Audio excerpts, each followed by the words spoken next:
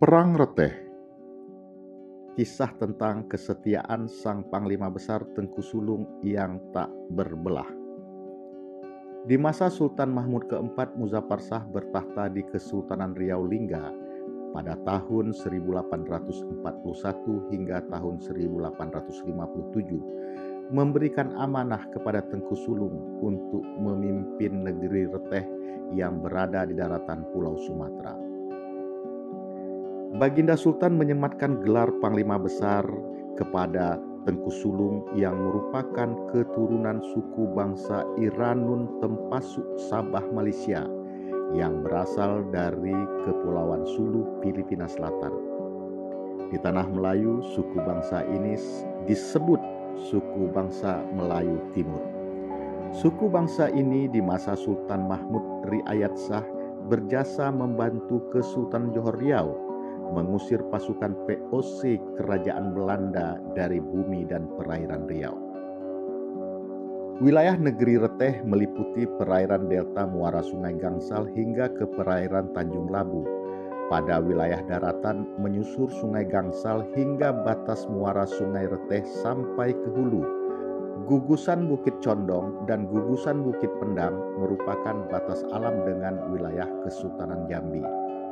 Wilayah ini pernah direbut oleh para anak Raja Minangkabau yang menyerang kedaulatan dan mengusir Raja Hasan yang bergelar Sultan Salehuddin Keramat Shah meninggalkan tahta dan istana Kesultanan Indragiri menyingkir ke daerah Galuh.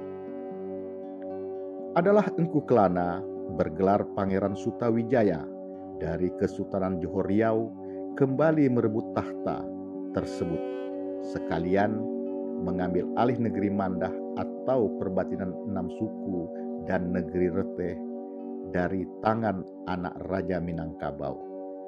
Peristiwa ini terjadi sekitar tahun 1754 sebelum Engku Kelana yang bernama Raja Haji Fisabilillah bin Daeng Celak menjadi yang di-Pertuan Muda Riau keempat.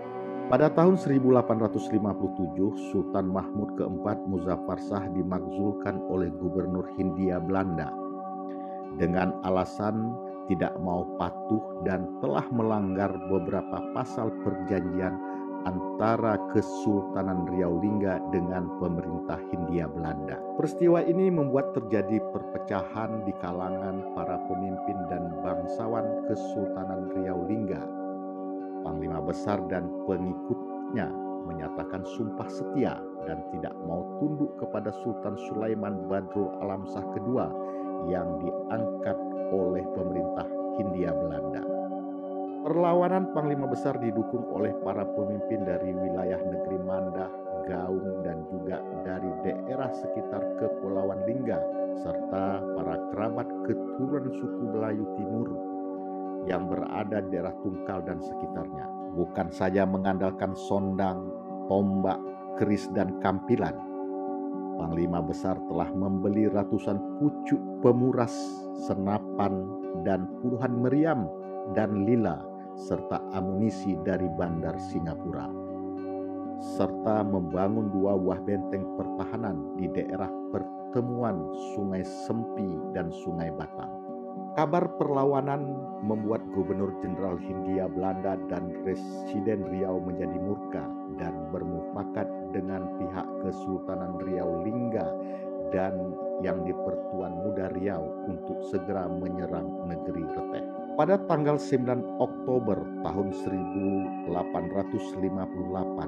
diberangkatkan 300 prajurit gabungan dengan menggunakan 1 buah kapal api bernama Sumbing, 5 buah perahu layar didukung 21 buah perahu kecil dengan persenjataan yang lengkap dari Tanjung Pinang menuju negeri Reteh.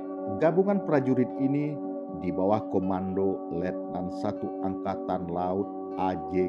Krug. Tanggal 13 Oktober tiba ke wilayah perairan Reteh, langsung memblokade Kuala Patah Parang, Kuala Tengah, Kuala Sungai Kerang, serta muara Sungai Enok.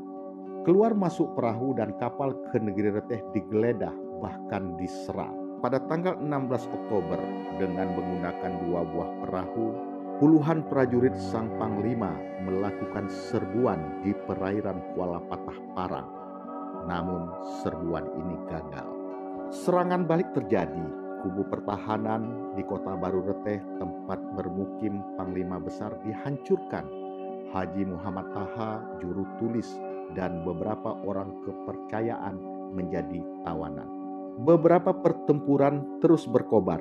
Para prajurit saling berbalas serangan, mayat pun bergelimpangan. Panglima Besar tetap bertahan, terus menghimpun kekuatan, dan yakin akan menjadi pemenang. Pasukan gabungan menjadi kewalahan. Kapal api Sumbing dan kapal Skunar Hai balik ke Tanjung Pinang untuk membawa Haji Taha dan beberapa orang tahanan, sekaligus meminta tambahan amunisi dan pasukan serta bahan makanan. Residen Riau tidak mau kehilangan muka. Bala bantuan tambahan diberikan. Bahkan kapal Skunar Padang dengan para prajurit terlatih diturunkan. Haji Muhammad Taha dibawa pulang kembali ke negeri Reteh, membawa sepucuk surat dari Residen Riau. Surat tersebut membujuk Panglima Besar untuk menyerahkan diri dan diberikan pengampunan. Panglima Besar tidak sudi karena tidak merasa bersalah karena bukan beliau yang memulai peperangan. Kata damai tertutup sudah. Kedua buah benteng sang panglima dikepung rapat. Tanggal 7 November di tengah hujan deras, penyerbuan dengan kekuatan penuh dilakukan. Gelanggang api peperangan berkecamuk dengan hebat dan dahsyat. Darah mengalir di bumi Reteh. Para prajurit meregang nyawa di bawah gelegar dentuman meriam dan senapan. Panglima Besar terus bertahan, mempertahankan marwah walaupun sudah terluka bersimbah darah. Akhirnya sebutir peluru menembus tepat di leher sang Panglima Besar. Sang Panglima menghembuskan napas terakhirnya bersama 70 orang prajurit yang setia terbujur kaku.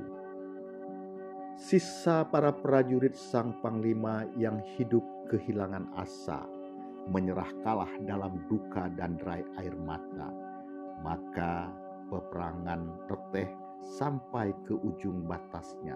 Kejayaan dan kemenangan tak dapat diraih, namun kesetiaan Panglima Besar Tengku Sulung tak berbelah.